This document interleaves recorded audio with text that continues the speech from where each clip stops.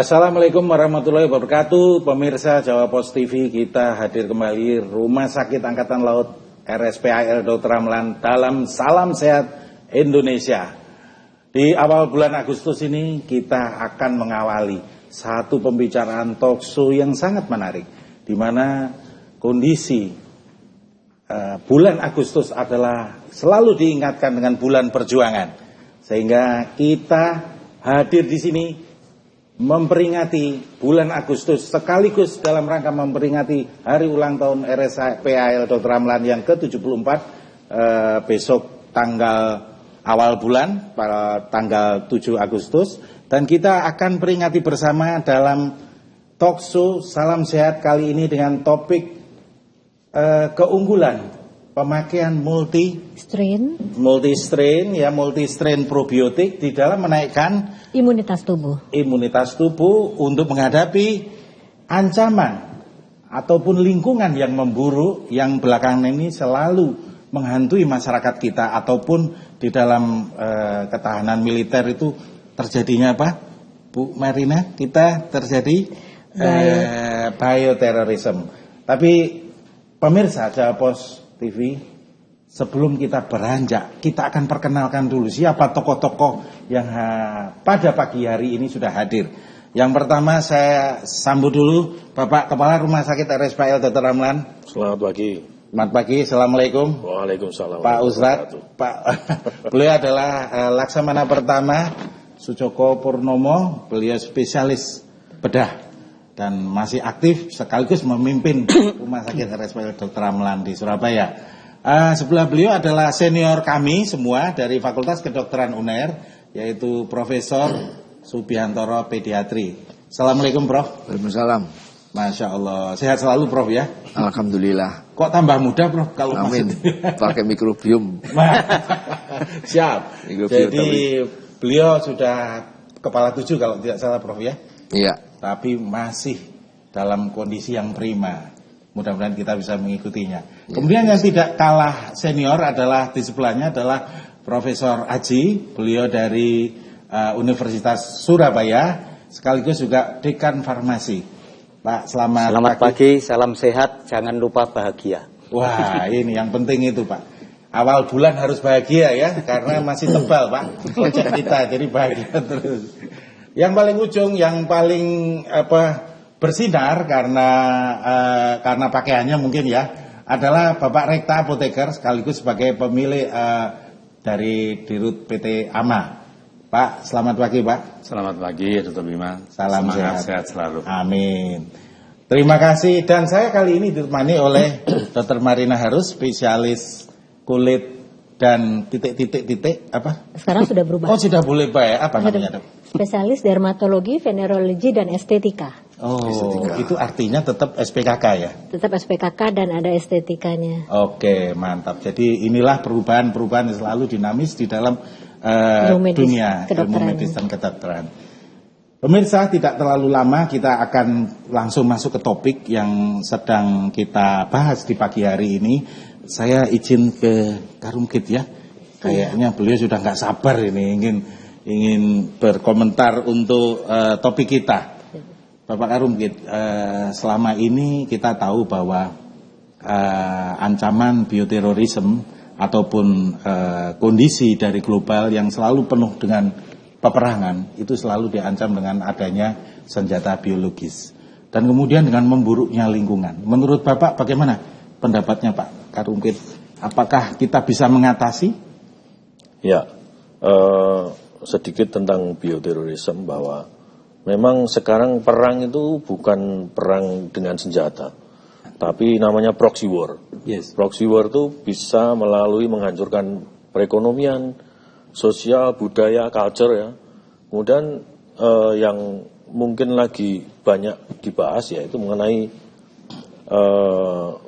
bioterorisme ini. Oke. Jadi biologi, nuklir, kimia ya itu. Yang tentunya itu akan merusak ekosistem yang ada di bumi. Ya. Itu. Dengan adanya kerusakan ekosistem, terjadi pencemaran air, ya. Polusi ya, polusi air, pencemaran di tanah dan mungkin berimbas ke biota yang hidup di dalamnya, juga mungkin masalah tumbuhan ya.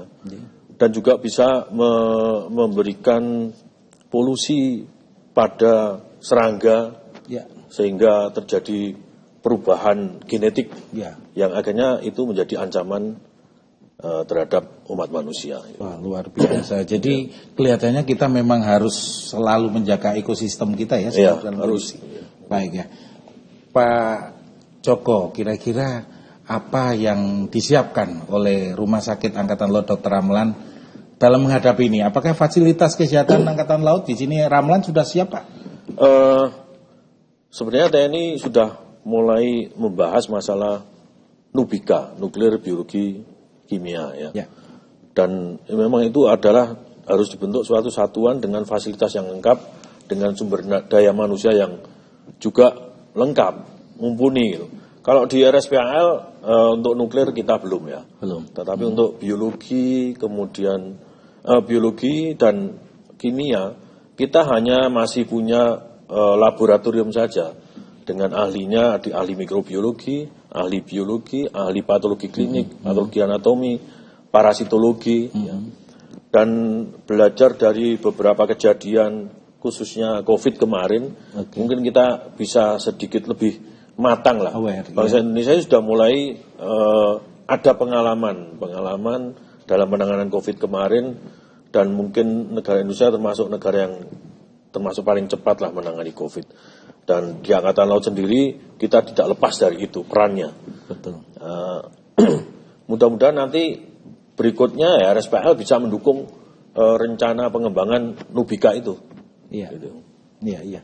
Luar biasa. Saya lihat satu fenomena yang baru di atapnya Rumah Sakit Angkatan Laut Dr. Ramlan Surabaya ini, kayak kemarin saya lihat ada helikopter mendarat. Itu memang untuk ngirim presiden kita atau bagaimana, atau untuk evakuasi pasien, Pak? Luar biasa ini. Iya, jadi memang alhamdulillah kita bisa menyelesaikan helipad kita di rooftop gedung Miangas namanya. Di lantai 5. Itu merupakan suatu hal yang bisa kita unggulkan. Dan itu sangat mendukung Jawa Timur. Karena Jawa Timur untuk melakukan evakuasi dari manapun. Mungkin korban kecelakaan, korban bencana, atau korban perang mungkin ya.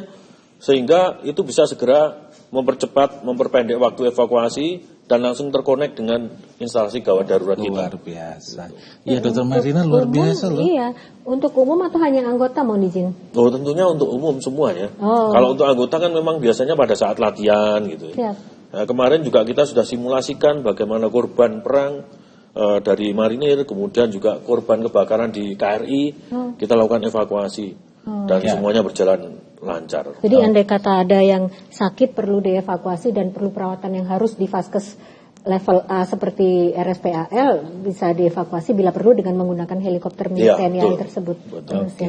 Pak, terakhir Pak, sebelum segmen kita akhiri, saya lihat Bapak ini sehat ya. Sebagai prajurit TNI ya, tentu saja bagaimana Pak cara mencegah tidak sakit sebagai prajurit TNI, di mana beban tanggungan tugas kita ini juga banyak juga. TNI tentunya kita mulai mau menjadi TNI pada saat pertama kali menjadi TNI kita dididik dengan latihan, kemudian exercise fisik, samaptaan yang rutin dilakukan uji samapta juga. Kita mempunyai fasilitas dan hak tiap prajurit untuk mendapatkan uji pemeriksaan kesehatan yang dilakukan tiap tahun. Nah, itu tentunya akan memonitor segala kekurangan yang ada. Dan itu adalah Binpes Fungsi Komando yang harus dijalankan oleh para pimpinan, memotivasi anggotanya untuk selalu rigas gitu. Tetapi prinsip kesehatan sebenarnya bukan hanya itu. Mentality itu yang penting untuk membuat kita tetap bugar, mental dan pikiran gitu. Baik, terima kasih, luar biasa nih. Ya, kiat-kiat sederhana dari Bapak Karpel Rumah Sakit RSPAL Dr. Ramlan. Kita dulu ya, jeda iklan dulu nih. Kayaknya para pakar yang lain juga pengen menyumbang suara ya. Baik, para pemirsa, salam sehat Indonesia. Kita akhiri jeda pertama segmen ini. Semoga kita akan masuk lebih seru lagi di segmen yang kedua. Salam Sehat Indonesia akan ketemu lagi.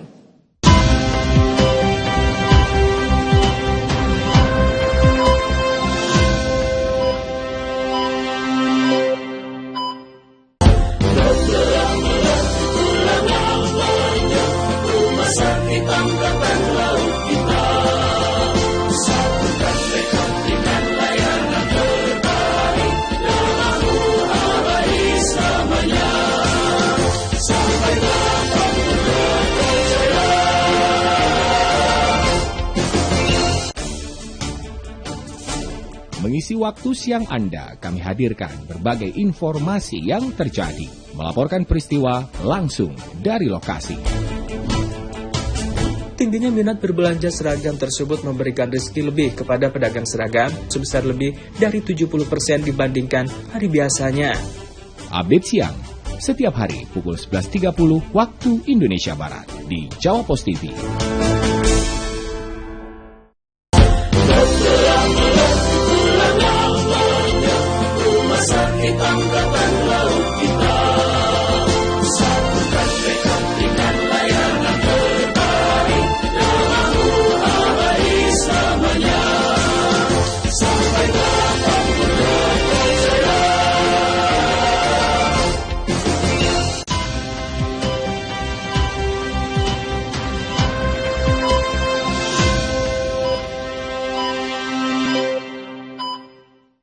Kembali lagi kita di segmen kedua dari Salam Sehat Indonesia RSPAL Jaya. Oke. Nah, pemirsa sekalian, kita masuk ke segmen kedua. Kita akan bicara mengenai bioteknologi atau suatu probiotik yang akan membangun sebuah imunitas tubuh kita yang akan disampaikan oleh Profesor Subianto, spesialis anak. Profesor Subianto, bagaimana mengenai probiotik yang akan dicerna atau dikonsumsi oleh masyarakat ini, bagaimana dia bisa bekerja dan menjaga imunitas tubuh kita tuh melalui cara apa, Prof? Ya, jadi sebelumnya izinkan saya lebih dulu menjelaskan bahwa kita sudah hidup itu ternyata kita tidak bisa hidup tanpa adanya bakteri kuman-kuman. Sudah perubahan paradigma, dulu bakteri masih jelek dibunuh, ya, tapi sekarang enggak. Dan kembali ternyata bakteri baik itu punya peranan yang baik, ya. Untuk sel kita harus punya bakteri yang baik, ya. Jadi bakteri jahat boleh, tapi dikit aja, ya. Jadi bakteri harus baik, itu bakteri tidak akan dibunuh total, tidak akan bisa. Itu kehidupan miliknya Maha Kuasa, milik Tuhan. Imbang begitu. Iya, ya, jadi ada interkoneksi. Nah ini 85% bakteri yang baik itu ada di usus. Ya. Ya. 85%. Dan yang lainnya di seluruh tubuh ada, tapi 85% di usus. Ya. Jadi seluruhnya kita itu mempunyai mikrobiom yang terutama yang baik. Di tubuh itu ada 100 triliun. 100 triliun jumlah mikrobiota itu. Tapi yang herannya kita itu lebih sedikit. Sel kita, ya. Sel kita itu jumlahnya 10 triliun, 1/10 daripada kuman yang bersama hidup kita. Ya semuanya baik, bakteri, virus dan lain sebagainya, kita hidup bersama dia.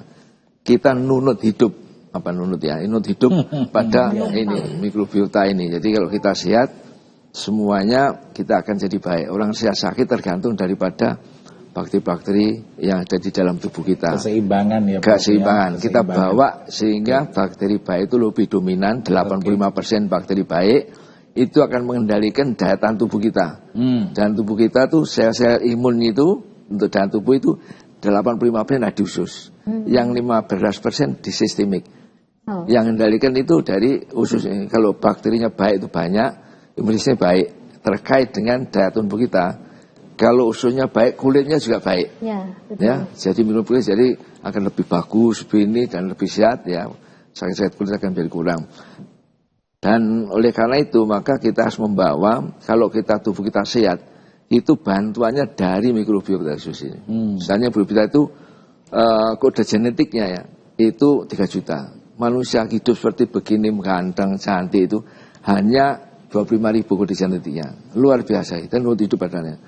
Jang ini manja sekali ya, seperti katakan Bapak Karum tadi, yaitu bahwa kita ini bakteri baik itu akan dipengaruhi oleh exercise.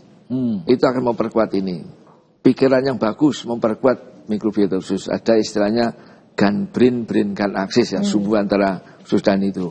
Orang stres semuanya ini akan mempengaruhi ini. Jadi itu luar biasa. Semua kegiatan tubuh, fungsi tubuh dikendalikan oleh mikrobiota dan hasil produknya untuk mengatur semua kegiatan tubuh.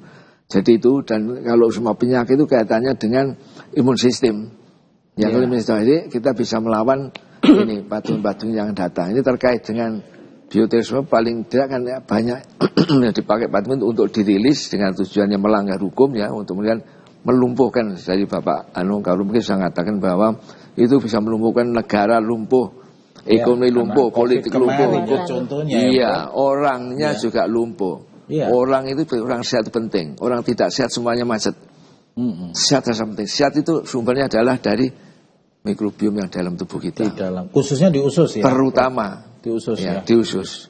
Kulit juga berperanan ya, tapi utamanya di usus. Akan menjadikan kalau kita harus sehat bisa melawan. Jadi kita harus siapkan dalam yang dikatakan Bapak moderator tadi bahwa ini ancaman bioterorisme itu kita menyiapkan dirinya bagaimana ya supaya kita lebih kuat ancaman gitu kita bisa selesaikan dengan baik, kita mempunyai kemampuan dan juga katakan tadi bisa merusak lingkungan juga. Jadi Bapak Kapolka mungkin tadi bahwa sekarang ada konsep one health ya, jadi itu ya manusianya sehat, lingkungannya baik binatang, tanaman, tanahnya, udara sehat. Itu bisa dikembangkan dengan konsep mikrobiom untuk healthy world. Oke, ya, jadi itu akan masuk semua terkait semuanya dengan bioterorisme ini. Prof, tadi kan sempat disampaikan masalah di usus ya, tapi Prof sempat singgung masalah di pernafasan atau kulit, memang ada juga ya. Jadi semua organ dalam tubuh itu mengandung mikrobiom. Oh gitu. Jadi paru-paru ada mikrobiomnya. Ada juga. Ya, jadi kalau kena infeksi paru-paru mikrobiomnya jadi rusak, disbiosis namanya. Masuk usus juga disbiosis. Ya, disbiosis artinya di kulit juga ada ya. Iya, jadi ada mikrobiom. Lah kalau mikrobiom kena sabun mati bro. Ya itu. Jadi kalau mandi mesti nggak usah sabunan ya.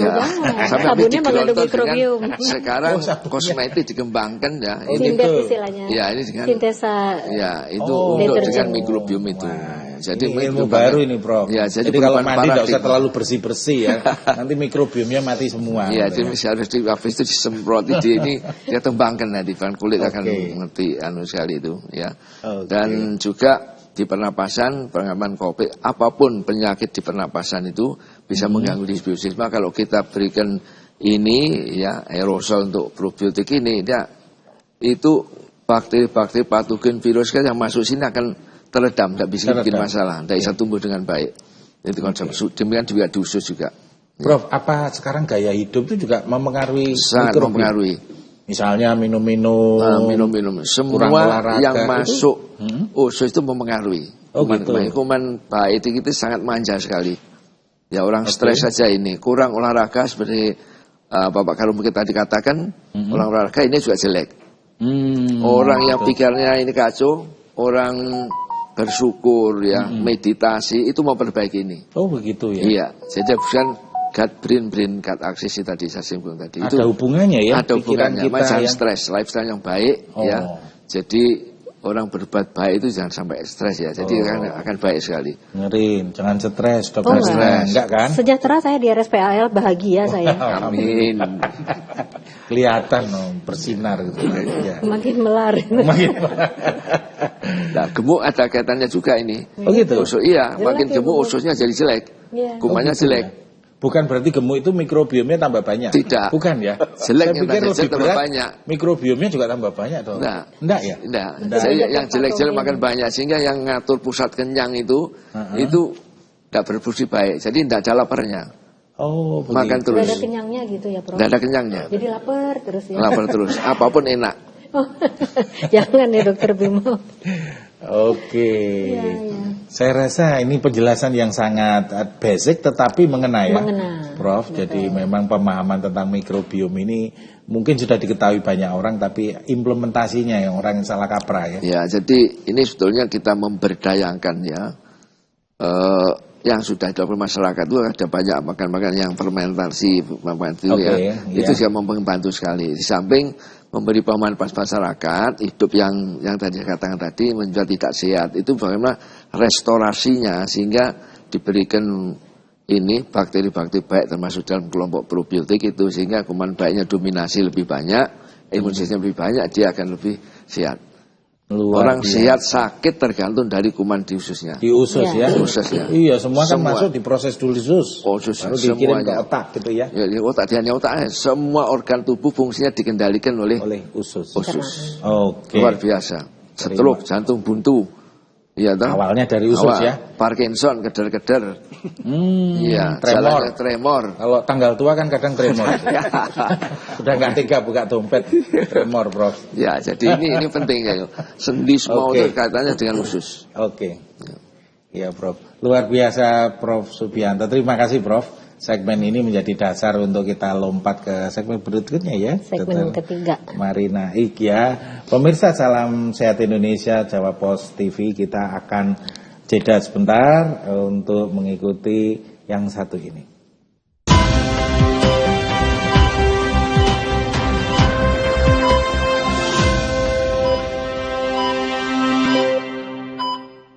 Berbagai informasi terkait dunia bisnis dan bidang usaha lainnya kami sajikan dalam program Update Bisnis. Setiap sendi masyarakat tak lepas dari aktivitas ekonomi. Berita seputar ekonomi mikro dan kerjasama bisnis kami hadirkan dalam program Update Bisnis. Senin hingga Jumat pukul 13 waktu Indonesia Barat di Jawa Post TV. Di saat duduk bersama para sahabat-sahabat di Madinah, di Masjid Nabawi di Madinah, ternyata ada tamu yang tidak diundang hadir. Innahu laqaulu rasulin karim. Sesungguhnya itu adalah firman Allah. Wa ma huwa biqauli syair. Al-Quran itu bukan penyair. Kajian kini.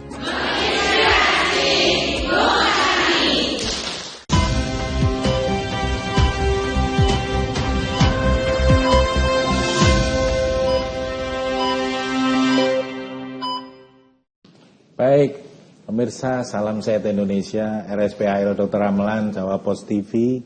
Kita sambung lagi dalam segmen 3 pagi ini. Kita bincang-bincang di tengah suasana kemerdekaan Republik Indonesia yang ke sekian ya, 70 sekian, 79. Siap, ini ngetes kan kita masih ingat kok. Saya tertarik pada Prof. Aji ya, selaku pakar farmasi di bidangnya. Yang dari tadi pakar-pakar kita mengatakan probiotik, multistrain, bla bla bla. Sebetulnya isinya apa sih, Pak, probiotik itu, Prof? Iya, jadi probiotik artinya begini. Usus kita seperti tadi disampaikan oleh Prof. Subi, usus kita itu ada 400 sampai 600 macam mikroba yang ada di usus kita. Ngumpul jadi satu. Iya, ngumpul jadi satu. Satu ekosistem gitu ya.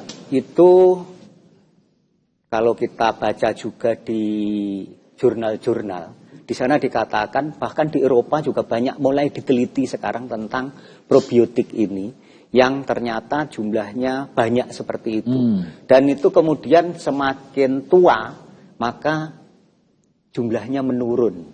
Atau kalau kita diberi antibiotika, maka juga akan mati banyak sekali probiotik yang mikrobiota yang ada di usus kita itu. Baik yang baik maupun yang jahat dan yang baik. Lah bakteri yang mati ini kemudian kalau antibiotikanya sudah habis kan juga lewat makanan itu akan masuk mikroba-mikroba, karena makanan kita kan tidak steril kan ya, sehingga ada mikroba yang juga masuk dan dia akan tumbuh bersama dengan mikroba-mikroba yang ada itu.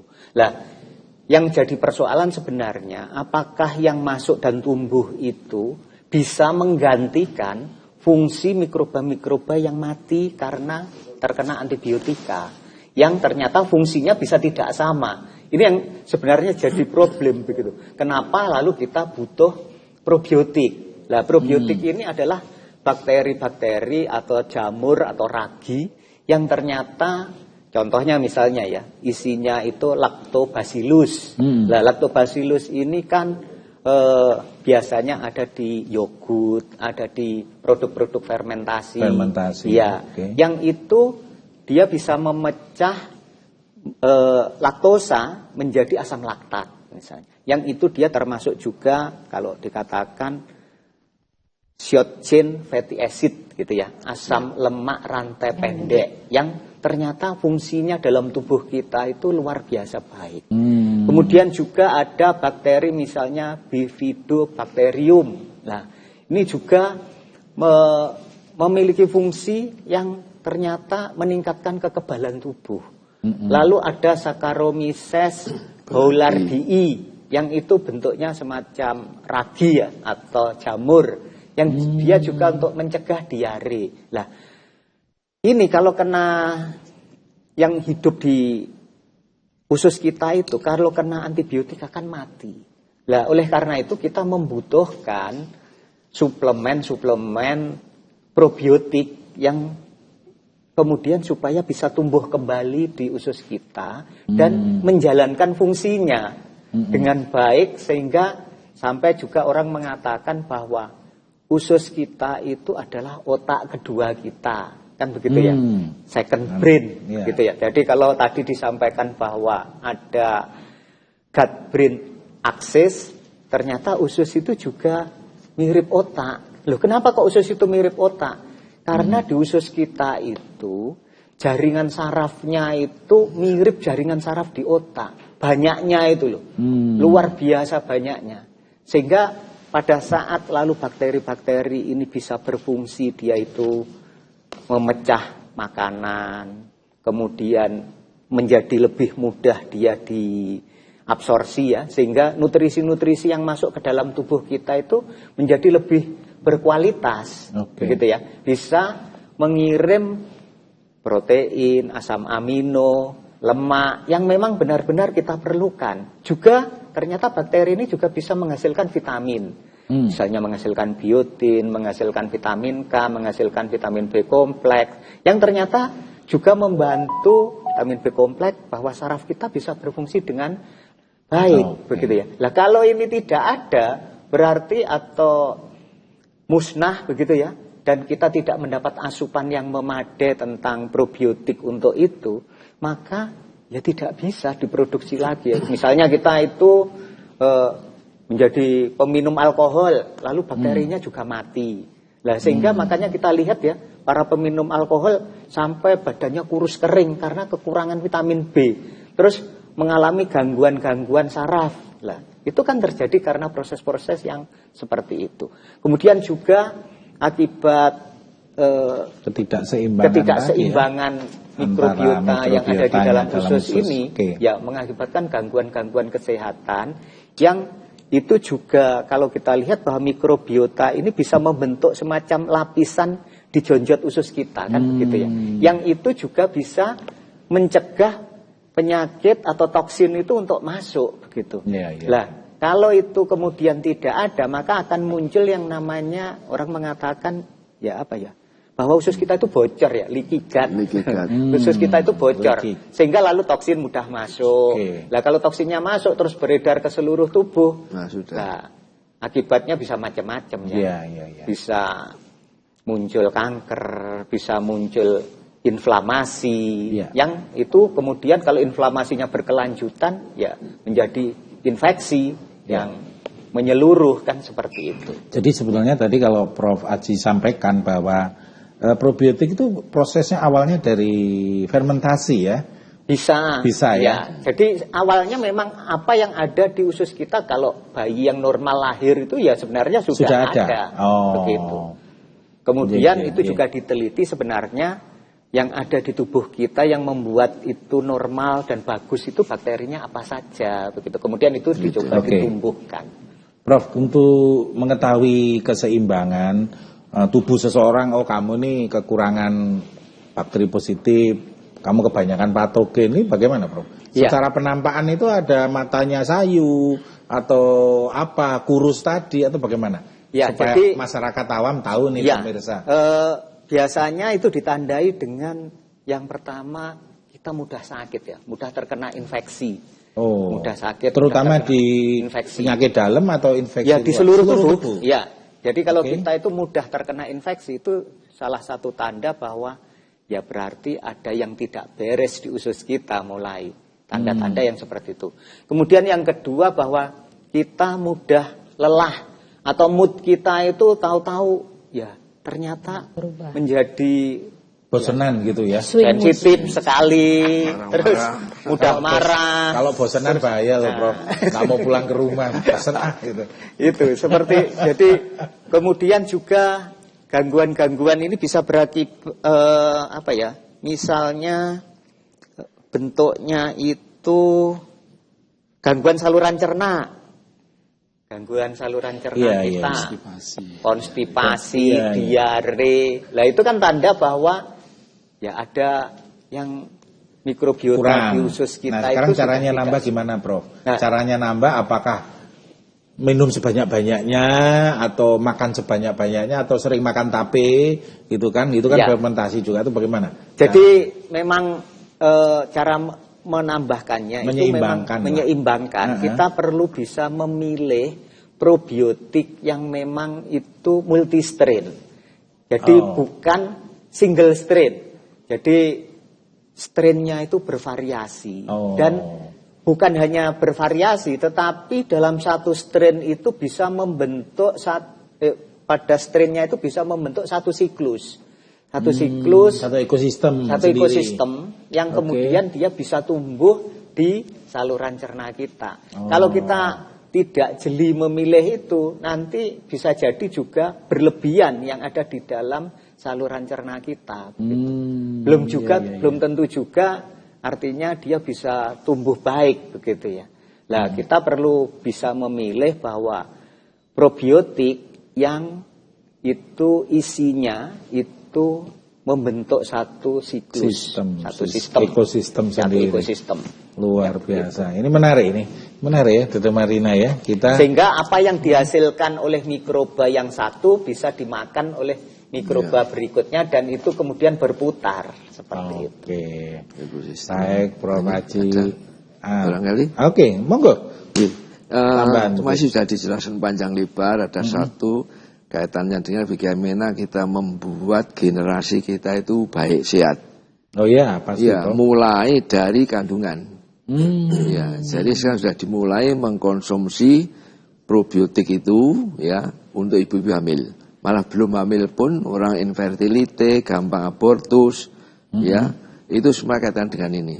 Ya, jadi dikembangkan dan dikatakan bayi lahir itu sudah memakan bakteri baik ya, itu akan bagus. Melumuri itu lebih baik kalau mau berkembang ada pemikiran vaginal mikrobiom harus sehat. Nah, diberikan mikrobia kepada vagina. Pada orang hamil yang minum ya dikasih dari vagina. Jadi bayi yang dilahirkan itu nanti akan sehat. Risiko kelainan bawaan, risiko penyakit bagian dari tindak.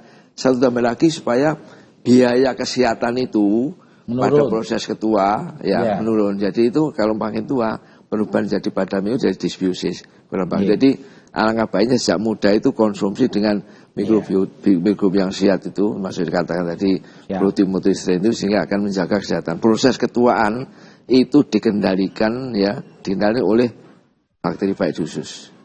Ya, Prof. Nah, satu lagi Dok, ini kalau Prof ini tahan dulu. Ini nanti masih ada segmen berikutnya ya, Prof Subi ya. Baik pemirsa, salam sehat Indonesia. Kita akan sudahi sebentar karena masih ada segmen yang menarik pagi ini yang akan dibahas tentang multistrain probiotik, apa yang harus diasup ke kita agar kita selalu bugar dan tampak sehat ya. Siap. Kita kembali ke setelah jeda berikut ini.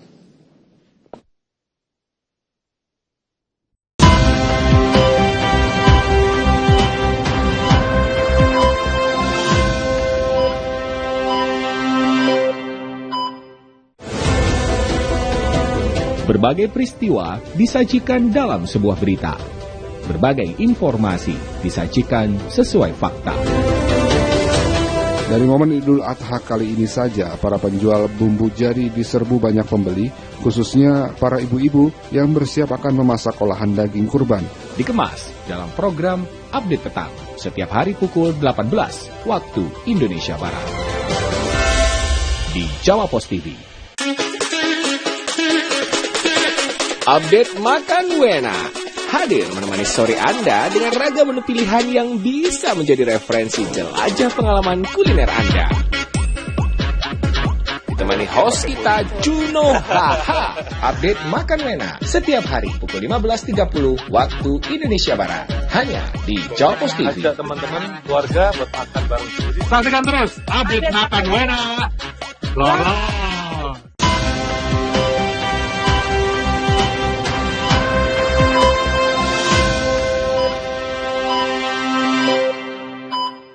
Baik, selamat ketemu lagi di segmen keempat Salam Sehat Indonesia RSPL Dr. Ramelan. Pagi ini kita membahas tentang multistrain probiotik dalam rangka menaikkan imunitas tubuh untuk ngadepin pencemaran lingkungan, memburuknya lingkungan, maupun kadang-kadang ada ancaman bioterorisme yang kadang-kadang di dalam dunia ini dipakai oleh orang-orang yang tidak bertanggung jawab. Saya tertarik pada Pak Rekta Geson selaku Direktur PT AMA. Pak, kadang-kadang orang bingung apa sih definisinya multistrain probiotik yang lebih tepat, Pak. Kan Bapak sudah memproduksi, jadi tahu dong isinya apa. Baik, ya. Strain itu artinya jenisnya ya. Oh, okay. Setelah spesies itu strain, jadi pada level yang lebih kecil lagi gitu ya. Multi berarti banyak, banyak jenisnya. Kalau single strain itu berarti satu jenis saja. Nah, banyak penelitian membuktikan yang sudah dipublish di jurnal-jurnal ilmiah yang multi strain itu lebih efektif daripada single strain, Dr. Bima. Misalnya dalam hal menekan atau mengendalikan patogen ya. Multi strain probiotik produk kami ini itu sudah diteliti ya oleh prinsipal kami bisa menekan atau mengendalikan Staphylococcus aureus. Tapi terhadap mutannya ya MRSA itu juga efektif ya. Nah, jadi multistrain itu lebih efektif seperti pada banyak jurnal-jurnal ilmiah dalam menekan patogen penyebab infeksi. Begitu juga untuk manfaat lain, misalnya untuk menurunkan tekanan darah, menurunkan kadar gula darah ya. Multistrain lebih efektif gitu daripada single strain. Tadi sudah disampaikan Prof. Subianto, Prof. Aji juga bahwa di dalam usus kita itu terdapat banyak sekali jenis mikroba yang terdiri dari bakteri, jamur, dan virus. Kira-kira tadi kalau tidak salah 3.000 sampai 4.000 ya, Pak Haji. Ya. Kalau bakterinya 500. Oh, ya. Ya, jadi kalau dari bakterinya 500-an ya, mungkin dihitung dari strainnya itu 2.000 sampai 3.000 strain jenisnya ya. Okay. Nah, mikrobiota tadi menentukan kesehatan kita gitu. Apabila mikrobiotanya sehat, artinya beragam dan seimbang, maka inangnya, hostnya kita itu juga akan sehat ya. Nah, salah satu dari syarat mikrobiota yang sehat tadi adalah beragam ya, beragam dan seimbang, banyak jenisnya. Jadi tentu pilihan kita pada yang produk suplemen kesehatan probiotik yang banyak jenisnya multistrain. Pak Rekta, tadi kan disebutkan multi artinya banyak, berarti ada rankingnya dong. Bakteri kan jumlahnya banyak. Yang kira-kira 10 besar itu apa sih Pak jenisnya, bakterinya ini apa sih Pak? Kita nggak ngerti. Tahu saya Lactobacillus itu aja ya. Kalau yang lain umum mungkin digunakan menjadi produk suplemen kesehatan ya. Lactobacillus species. Ya, Bifidobacterium. Kemudian Saccharomyces. Saccharomyces. Yang lain lagi. Itu kayaknya dari Meksiko semua ya. Namanya kok kayak Amerika Latino gitu ya. Masa disamain Maria Mercedes. Iya, Maria Mercedes. Wah banyak Pak. Terus apa lagi Pak? 3, 4. Yang lain lagi. Yang Rhodomonas tadi apa? Tadi yang merah-merah tadi itu ya? Ada Rhodopseudomonas palustris juga ya. Oke. Nah ini berdasarkan apa Pak? Riset atau apa? Menentukan ini bakteri ini baik, ini kurang baik, ini manfaat gini ada penelitiannya Pak ya pasti. Betul, Dr. Bima. BPOM sendiri ya mengambil dari bakteri listnya WHO. Itu bakteri-bakteri yang dipergunakan untuk diformulasi menjadi suplemen kesehatan probiotik itu harus ada di dalam list itu, Dr. Bima. Berarti ini sudah ada penelitian sebelumnya bahwa bakteri ini ada manfaatnya begitu. Oke. Untuk segala usia aman diminum Pak atau dikonsumsi? Tadi sudah disinggung sama Prof. Subianto. Mulai bayi ya katanya. Mulai dari kita di dalam kandungan ibu, Dr. Bima.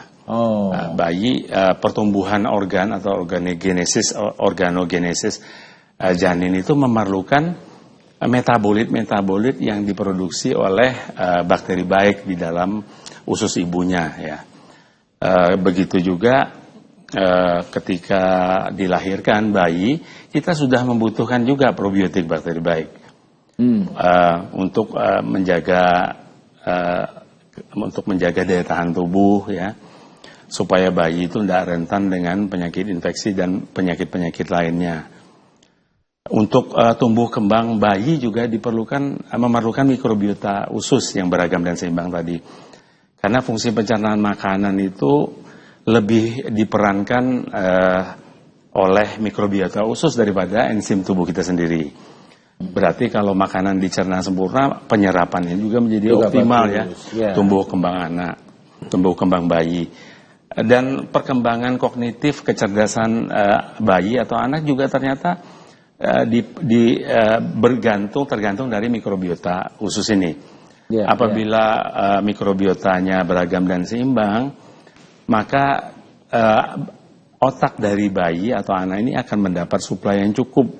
Untuk pertumbuhan saraf misalnya dibutuhkan, tadi sudah disampaikan Prof. Aji, short chain fatty acid ya. Jadi sel-sel saraf itu akan regenerasi atau stem cell-nya akan proliferasi, itu membutuhkan metabolit dari probiotik HCFI. Kemudian saraf-saraf ini kalau sudah ada ya, bagaimana dia berfungsi tergantung satu zat rangsang hantar saraf namanya neurotransmitter ya. Dulu kita memahami bahwa neurotransmitter ini hanya bisa diproduksi oleh sel saraf otak. Ternyata penelitian terkini membuktikan, Dr. Bima, bahwa lebih banyak neurotransmitter ini diproduksi oleh mikrobiota usus. Jadi bakteri itu dan mikroba lainnya tentu ya, dia berkomunikasi itu omon-omon gitu ya, menggunakan kimia. Rupanya kimianya ini sama dengan neurotransmitter yang diperlukan oleh saraf kita untuk transmisi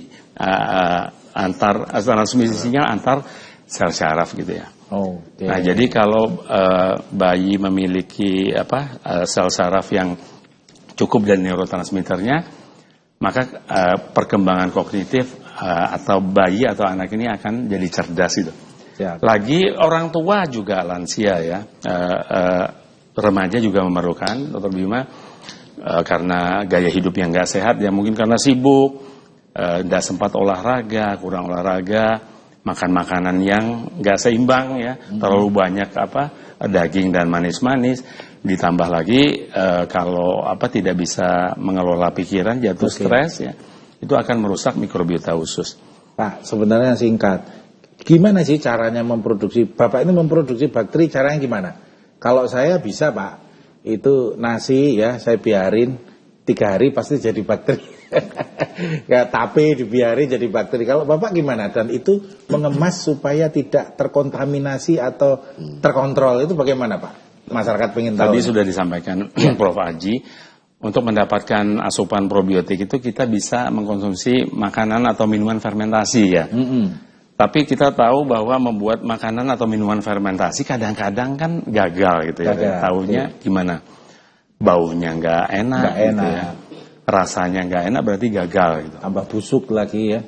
Nah, Kami memproduksi suplemen kesehatan probiotik ini menggunakan isolat murninya gitu, Dok. Ada isolat bibit bakteri biangnya. Ada 7 ya. Kemudian diberi makanan, kemudian dia berkembang biak kan pada kepadatan tertinggi, terus dipanen gitu, di filling ke wadah. Dan itu di dalam kemasan itu tetap stabil, Pak ya? Betul. Tidak menjadi rusak atau bagaimana? Karena pemilihan bakteri tadi dia sudah membentuk cycle ya, membentuk mikro ekosistem. Jadi stabil, Dok. Stabil, ya? Maksudnya dalam penyimpanan dia tidak mengalami penurunan populasi kepadatan gitu. Karena 7 strain yang kami gunakan dalam memproduksi suplemen kesehatan probiotik ini sudah membentuk mikro ekosistem. Jadi sudah ada kehidupan, Dokter, di dalam botol itu. Kalau kita konsumsi dia akan membangun ekosistem yang lebih besar lagi di usus yang dikatakan gut microbiome atau gut microbiota tadi. Terima kasih Pak Rekta Gesson. Itu Bu Marina, kelihatannya lemes nih pagi ini. Ayo segera minum ya. Segera olahraga. Segera olahraga. Kan ada gut brain axis ya. Nggak seimbang pikiran sama perut jadi. Baik, pemirsa Salam Sehat Indonesia pagi ini kita akan jeda sebentar untuk yang satu ini lewat. Nanti kita akan closing dari para narasumber yang hebat pagi ini berkumpul setelah yang satu ini.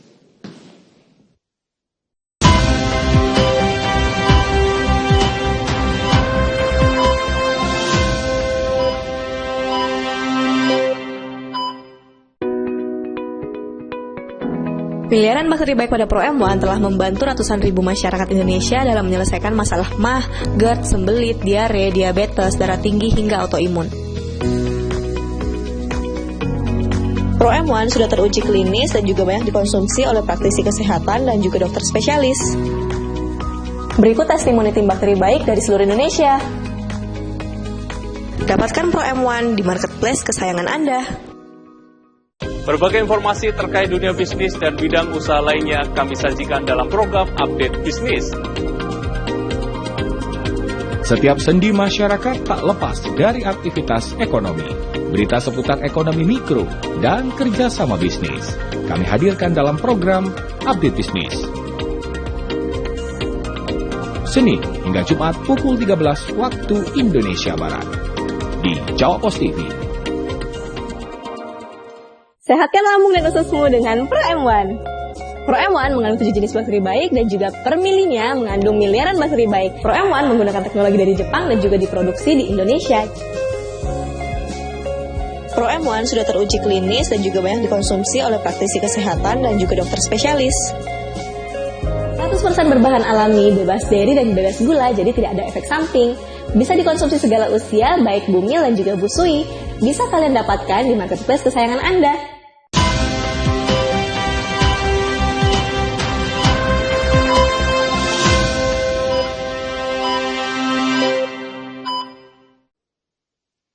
Selamat pagi, nggak terasa kita sudah berada di segmen terakhir dari Salam Sehat Indonesia.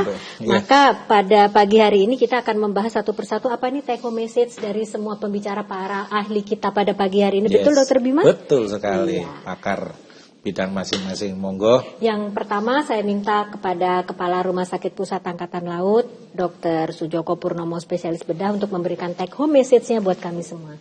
Monggo. Baik, kalau dari saya kepada seluruh pemirsa, untuk hidup sehat, untuk menjadi sehat, ciptakan ekosistem atau lingkungan kita yang sehat, ya bersih, baik itu aura positifnya masuk ya, supaya auranya positif juga gitu loh.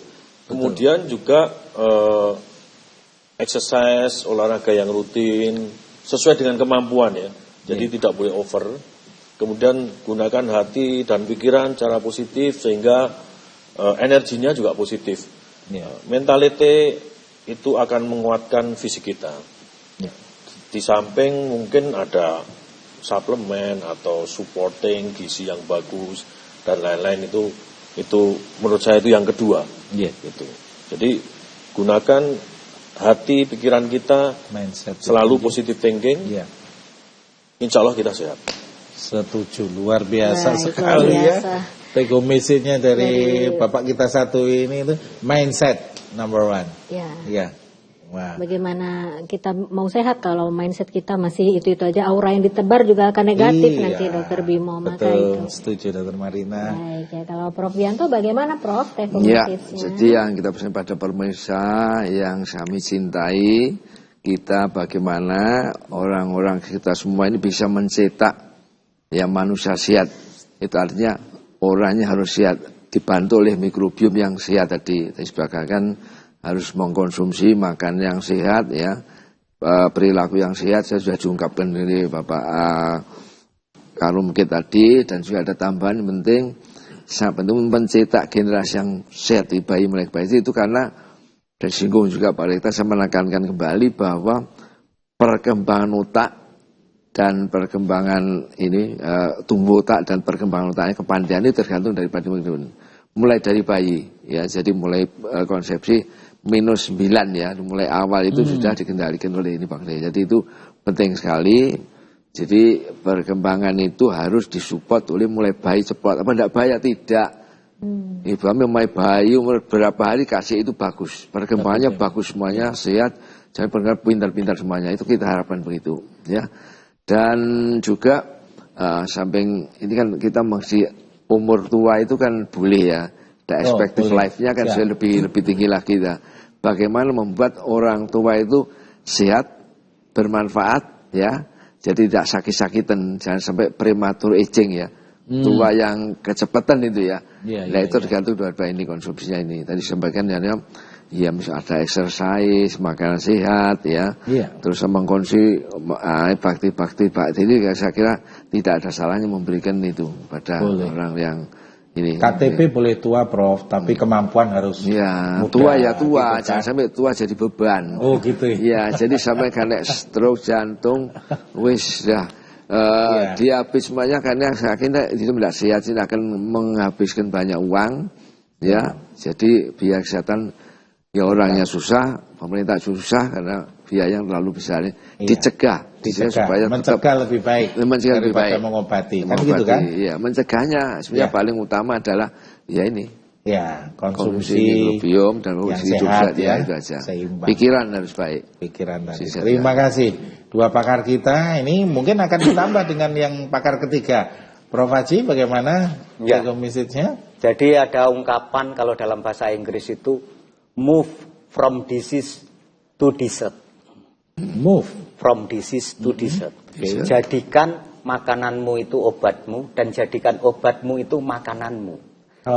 Sehingga kita memang perlu memilih makanan yang kita konsumsi supaya tidak menyakiti tubuh kita, tidak membuat tubuh kita itu makin menderita, gitu ya. Dan ini yang saya kira masyarakat perlu memilih sungguh-sungguh apa yang mau dikonsumsi begitu ya, supaya tetap hidup sehat lalu juga bahagia begitu. Itu Prof. Kita harus memperbaiki quality of life tadi kata Prof Bianto. Betul. Kita harus memilih ya, berani memilih. Jangan makan beling. itu kalau cari anu nggak apa-apa kalau lagi ngamen ya. Kalau lagi profesi ya mau yang reok-reok itu kan suka makan beling, itu berarti keliru ya Prof. Tapi gimana itu kok bisa makan beling tapi lambungnya ususnya nggak sakit? Saya bingung juga ini. Mungkin kita sesi lain ya kita bahas ya. Bagaimana ini mesti antidot dari teorinya mikrobiom. Itu harus pakai hukum insting nanti.